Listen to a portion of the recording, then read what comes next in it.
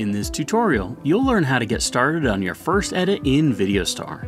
To create a transition like this, first start out with two scenes. Select the first, then open Multilayer. Add the photo to a layer, then press Edit Keyframes. Set a path keyframe where the transition will begin. Move to the end of the timeline and slide the photo off screen to the left. Go into the options and center vertically to align the path with the center. Add a graph to smooth it out. Press back, then choose a mirror effect. Add tracking blur for a smooth look.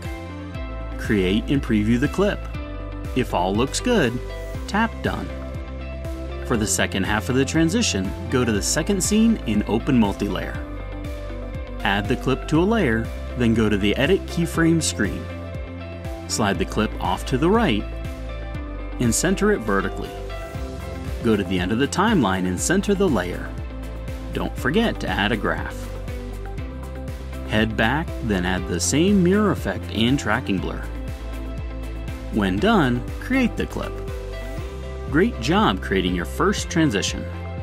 To learn more, check out the tutorials in VideoStar's help section, like the multi-layer basics and adding effects in ReEffect tutorials.